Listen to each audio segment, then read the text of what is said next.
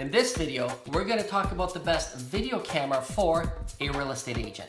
Ready, Bob? Let's do this. I have a confession to make. There's no such thing as a perfect camera, but do you really need one? Absolutely not. We're going to talk about two topics. The first one, what are must-have features you should look for? And the second one, what kind of equipment should you buy if you're a beginner, intermediate, or an advanced level videographer? Advanced level realtor? Advanced level content creator. And also, I'm not talking about the equipment you should use to shoot your listings, like a video tour or take pictures of it. Hire somebody else to do that. I'm talking about creating content. That's the real reason why you should get a video camera. The only way I can explain a real estate agent without content is like a cowboy without a gun. Content is so important these days.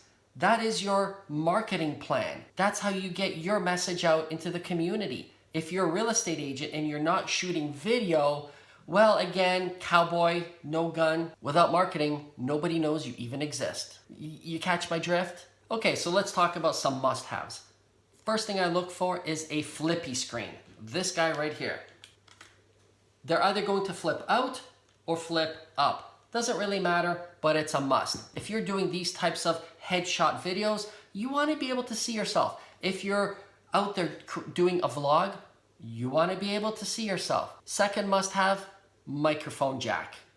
I'm not recording with a microphone right now because I'm indoors, but if you want to hook up one of these or one of these, you need a microphone input jack. Sometimes it can get noisy out there, and in those situations, you will need a microphone to pick up audio. Audio is actually way more important than the video. You can have the best quality video, but if you can't hear the person, you're not gonna watch the video. Third must-have, make sure it has autofocus. There's nothing worse than watching a blurry video, and on top of that, one that you can't hear. Okay, so let's get into some nice-to-have options. Number one, headphone jack. Some people would consider that a must-have. Me personally, not really, because I don't use a headphone jack to listen to myself. Sometimes when you're out in the field and you want to play back what you just recorded, it's much easier to listen on headphones than trying to listen to your cell phone, for example, or trying to listen to this thing. So again, nice to have. 4K video. It's another nice to have option. Is it an absolute must? No. In fact, most people that put their videos up on social media or YouTube, they're just the standard 1080p. If you want 4K, cool, but you don't need it. The downside to 4K video is it fills up one of these cards really fast. I have 1 terabyte on my iPad Pro, and I already had to dump the content out onto my computer twice in 3 months. So it fills up pretty quick. It's something that I have to warn you about because it takes up a lot more space when you're shooting 4K footage. In-body stabilization. That's another nice to have. If you're doing these types of videos where you're just setting the camera down and you're not really moving and shaking it, you don't need in-body stabilization. However, if you're going to do vlogging and you're going to be holding this thing and walking around, make sure either the body has stabilization or the lens has some sort of stabilization. Here's the thing, there are way more features I could list in this video, but are they really important for you as an agent? Not really, so I'm not even going to mention them. Let's get into beginner, intermediate, and advanced level video. Beginner, well, your cell phone. I'm recording right here on my cell phone. I stripped everything down to show you what's possible with beginner level equipment. There are pros and cons to everything. The pro to using your cell phone is it's always with you. You can pull it out at any time, take a picture, upload it to social media, take a video, upload it to social media. You can edit on your phone. It has everything you need, and you actually don't need any other features. You just don't. When I use just my cell phone, I find myself using it a lot more often, because when you're getting into the intermediate and especially the advanced level equipment, well, now you're stacking equipment on top of each other. And what I have found in the past when I had my Canon 5D Mark III, it didn't have the flippy screen, So I had to put external monitor on top of it. Then there's also the shotgun microphone. Then there's also the stand. Well, the whole process of setting it up was so time consuming that I found myself not recording video. And why do you need a camera? To create content. So if you're getting into equipment that takes a while to set up, you're not creating the thing you should be creating, and that is content. It's really about the content, not how great or amazing your video looks. You could buy an external microphone, like I said, one of these. You can also consider buying a gimbal. This thing is set up on my Smove. This thing was, I think, 160 US dollars. Any gimbal will be fine. You can use any editing app that comes on your phone already. You can upload directly to social media.